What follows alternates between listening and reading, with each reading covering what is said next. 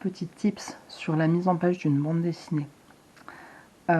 Souvent, je vois des élèves qui dessinent très bien, qui ont un bon niveau, mais qui ne s'intéressent pas assez au découpage et au storyboard pour avoir une bande dessinée, une planche de bande dessinée qui soit dynamique, qui soit bien construite et qui donne envie d'être lue. Alors, je vous conseille vraiment de lire beaucoup de bandes dessinées déjà pour vous en inspirer. Les mangas, je trouve que il y a, comment dire, une dynamique dans la plupart des mangas qui n'a pas toujours été présente dans les bandes dessinées françaises. Disons qu'ils ont eu ce sens du rythme et surtout des cadrages particuliers bien avant la bande dessinée traditionnelle franco-belge. Donc je vous conseille d'aller lire des mangas, de toute façon d'aller lire plein de choses pour vous inspirer. Regardez des films, inspirez-vous des cadrages des films, etc. Il y a un dessinateur qui est hyper réputé pour faire de très bons storyboards, une super mise en page. C'est Régis Loisel qui fait Peter Pan, La quête de l'oiseau du temps, qui a travaillé comme storyboarder pour Disney. Donc voilà, je vous invite vraiment à aller voir ce genre de bandes dessinées qui ont la réputation d'être super bien découpées. Il n'y a pas que lui, hein, il y en a plein, mais c'est vraiment le nom qui me revient à chaque fois. Donc voilà, allez lire des bouquins, etc.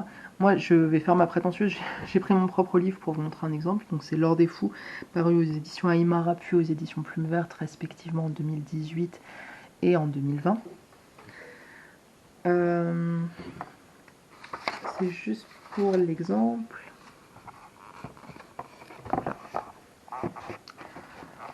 Donc je dis pas que j'ai la science infuse, hein, c'est juste que j'ai l'occasion de montrer mon bouquin et comme il n'a pas été distribué en France, c'est l'occasion. Vous pouvez le lire gratuitement sur internet, soit dit en passant. Alors, c'est juste, je vous conseille de façon générale, façon simple, de planter un décor, de faire une page de BD, etc. Si vous arrivez sur un nouveau décor, si vous changez de lieu, etc. Ou quand vous commencez votre album, votre première page de BD, on plante le décor, on montre un décor pour dire tout de suite si on est à la ville, à la montagne, dans une forêt, sur une planète, une autre planète, sous l'eau, etc. Donc on plante le décor. Plan d'ensemble, les noms des plans ça change, on n'a pas tous les mêmes noms, donc pour moi plan d'ensemble c'est on voit l'ensemble du décor, donc on est assez loin et les personnages on les voit pas tellement ils sont éloignés. Ensuite, je vais me rapprocher un peu, moi ça c'est ce que j'appelle un plan large, donc on voit le personnage ou les personnages en entier et un bout du décor. Donc ça peut être pratique pour montrer une action, donc par exemple si le personnage court, si des personnages sont en train de se battre, si le personnage avance dans la rue, etc. Donc ça permet de bien le voir en entier, on commence à voir sa silhouette, on se familiarise avec lui. Si la bande dessinée est en couleur, on commence à voir le code couleur aussi qui correspond au personnage, etc. Et on sait toujours où on est. Donc c'est le même principe dans les films, hein. En général, on plante le décor, on se rapproche. Il faut toujours qu'on sache où on est et où est le personnage. Ensuite, je vais me rapprocher encore, donc là on est toujours sur un plan large mais quand même beaucoup plus resserré, on commence à voir mieux le personnage. Entre deux, vous pouvez passer au plan américain, alors ici il n'y en a pas plan américain, ça vient des westerns américains, des films où les personnages étaient coupés au niveau des hanches pour qu'on voit leur revolver et jusqu'à au-dessus de la tête. Donc c'est un cadrage qui est très pratique quand vous avez des dialogues entre 2-3 personnages ou 4, parce qu'on n'est pas trop loin, on n'est pas trop près non plus, donc on peut quand même bien voir la scène, bien voir l'attitude des personnages sans avoir besoin de mettre beaucoup de décors, voire même on peut ne pas en mettre du tout, on peut laisser un fond neutre. Et, euh, et comme ça, en même temps, on voit bien et on voit quand même pas mal les expressions des visages. Ensuite, vous pouvez encore vous rapprocher encore plus. Là, ça va tendre vers le gros plan pour qu'on voit tout de suite l'expression que fait le personnage. Par exemple, deux personnages discutent, l'un des deux dit quelque chose, et paf, on va se rapprocher pour voir l'expression de l'autre, pour voir sa réaction. Donc ici, on a un gros plan donc pour voir le visage du personnage principal. Bon là après je m'étais rééloigné parce qu'il y a un dernier personnage qui arrive, donc un orc. Et voilà. Donc c'est juste pour l'exemple. Donc moi je vous conseille traditionnellement plan d'ensemble, plan large, plan américain ou plan large plus rapproché, plan américain ou gros plan. Et voilà, après vous démarrez votre histoire plus tranquillement. Mais ça va, c'est un peu un tips pour faire un truc propre et efficace. Alors ensuite, ça c'est Valérie Mangin qui m'avait donné cette astuce. Vous voyez, j'ai quand même beaucoup de noms à citer à chaque fois dans mes vidéos. Donc moi je suis assez autodidacte et enfin, Oui, je suis autodidacte, j'ai fait une école de dessin animé, mais je savais déjà dessiner. Dans mon école, on faisait que de la 3D, on dessinait pas. Donc j'ai appris plein de trucs, mais pas en termes de dessin et pas en termes de bande dessinée. Je me suis vraiment formée en rencontrant des gens, en leur montrant mes travaux, en entendant leurs critiques et leurs astuces. Donc je vous conseille vraiment d'être ouvert à tout ça. Moi je suis pas forcément, étant autodidacte, j'ai pas forcément plus que ça conseillé les écoles d'art ou quoi que ce soit. Je pense que chacun a sa façon d'apprendre. C'est à vous de trouver la vôtre. Certains vont être beaucoup plus ça va beaucoup mieux leur correspondre d'être en école, d'être dans une énergie de groupe. D'autres vont être beaucoup plus à l'aise seuls chez eux en regardant des tutoriels. D'autres vont avoir besoin de montrer leurs travaux et de recevoir des conseils d'une personne qui va un peu les coacher, plus ou moins régulièrement. Voilà, donc bref. Valérie Mangin m'avait expliqué, et ça a changé ma vie et ça a changé la tête de mes bandes dessinées. Plus ton plan est éloigné, plus tu fais une case bien large. Plus tu te rapproches, plus tu resserres ta case. Donc là, je ne sais pas si ça se voit forcément ici, mais l'idée, c'est vraiment, plus vous êtes en gros plan, plus vous allez faire une case étroite, et ça va donner beaucoup plus de dynamisme à votre bande dessinée, ça va être plus lisible, et ça fait comme un truc plus logique, en fait, parce que si vous avez une planche énorme avec un gros plan, c'est pas plus justifié que ça pour faire un effet très particulier, ça va pas forcément faire très joli, et du coup, à côté de ça, si vous avez un cadrage avec un super décor et tout, et que c'est dans une case minuscule comme ça, tout étriqué, bah, ça va pas le mettre en valeur, et pareil, ce sera pas très lisible. Voilà. Dernière chose en passant, pour les bulles, alors pareil, une des astuces qui a changé ma vie, c'était à l'association On a marché sur la bulle d'Amiens qu'on m'avait dit ça. C'est une association de bande dessinée qui, à l'époque, commençait à donner des cours de bande dessinée pour les étudiants. Maintenant, ils ont leur propre formation pour les métiers de la bande dessinée. Peu importe. Donc, merci à l'asso. Toujours écrire son texte et faire la bulle après autour.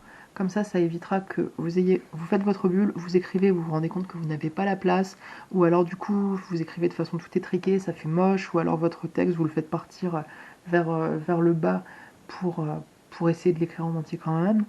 Ou alors au contraire vous faites une bulle énorme et vous vous rendez compte que votre texte il est tout petit à l'intérieur et ça fait pas joli. Donc vous écrivez, vous faites la bulle autour pour que ce soit pile la bonne taille. Voilà, donc pareil, après, renseignez-vous, regardez des bandes dessinées pour voir la taille des textes, essayez d'avoir un texte à peu près toujours de la même taille, sauf si c'est justifié que le personnage crie et au contraire chuchote et que là le texte est soit beaucoup plus grand, soit beaucoup plus petit, mais essayez d'avoir à peu près toujours le même format de texte. Si vous n'êtes pas doué pour écrire de façon manuscrite, je sais de quoi je parle, je me suis acharnée pendant assez longtemps à écrire moi-même mes textes. Ça, vraiment, c'est pas beau, je le regrette et si c'était à refaire, je les ferais à l'informatique.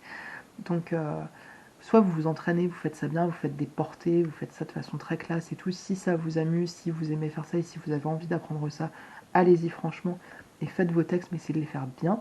Et sinon, vous trouvez une police de caractère sur internet où vous demandez à quelqu'un de vous créer votre propre police de caractère et vous l'intégrez. Si vous ne travaillez pas de façon informatique, vous l'écrivez sur un logiciel, vous l'imprimez, puis vous collez des bandes de papier directement sur vos planches originales.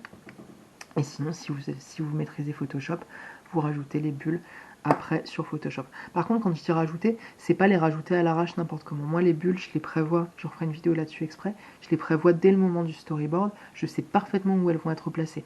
Parce que si j'arrive sur une image qui est déjà faite sans avoir prévu de place pour les bulles et en me disant oh bah ça va aller, je les mettrai, on verra bien la place que je trouve, c'est vraiment la pire idée. Parce que c'est un coup à ce que vous soyez complètement désemparé par des textes trop imposants. Du coup, vous ne saurez pas où les placer, ça va venir sur vos personnages, ça va pas être lisible. Et si plusieurs personnages parlent et se répondent, des fois vous allez, parfois même en faisant un storyboard super poussé avant, quand il y a des dialogues, que le premier personnage qui parlait à droite, donc sa bulle doit être en haut à gauche, celui qui lui répond est à gauche, sa bulle elle doit être plus à droite ou en dessous, et en fait quelqu'un d'autre parle encore, etc. Vous vous retrouvez avec des bulles dans tous les sens, vous savez pas comment les placer. Donc déjà, si vous en êtes là au moment du storyboard, ce qui est fort probable, ça paraît évident que ça va être très compliqué, si vous n'avez pas pensé aux bulles, de les rajouter complètement à l'arrache sur une image finie. Voilà, du coup, c'est ce que je pouvais dire aussi sur la mise en page en général et les bulles. Donc pareil, ça, dans une bande dessinée, française qui se lit, où on lit de gauche à droite, première bulle en haut à gauche, même si le personnage est à 20 km par là vers la droite, première bulle en haut à gauche, celui qui répond soit en dessous, soit plus à droite, si quelqu'un parle après, soit en dessous, soit plus à droite. Toujours, toujours, toujours. Si vous faites un manga et que vous voulez un sens de lecture japonais, ça va être exactement l'inverse. Mais voilà, respectez ce sens de lecture parce que sinon votre bande dessinée sera illisible et le lecteur va sortir de l'histoire et ça sera pas agréable pour lui de la lire et il risque de décrocher. C'est vraiment dommage juste pour un truc de texte mal placé. Dernière chose, pareil, dans une bande dessinée française, donc qui se lit de gauche à droite, essayez de faire en sorte que le mouvement aille de gauche à droite. Si le personnage est en train de marcher dans la rue, par exemple, faites-le aller de la gauche vers la droite. Par contre, s'il sort, là, vous pouvez le faire aller de droite vers la gauche. Mais c'est symbolique, ça veut dire il sort. Mais sinon, faites en sorte que toutes les actions continuent comme ça. Alors après, il y a des trucs plus poussés pour essayer d'attirer le regard, pour faire descendre d'un strip à l'autre, etc. Là, ça commence à être plus complexe.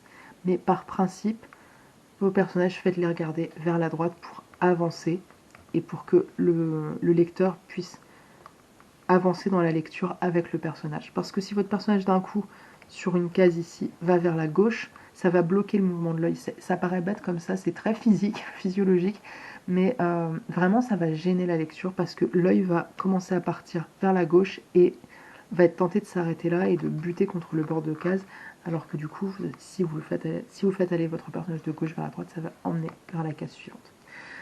Voilà ce que j'avais à dire globalement sur la mise en scène. Une fois de plus, si vous avez des questions plus précises ou quoi que ce soit sur la mise en scène, sur des techniques de dessin, sur quoi que ce soit, n'hésitez pas à me les poser. Je ne sais pas si je pourrais répondre, mais je ferai mon possible.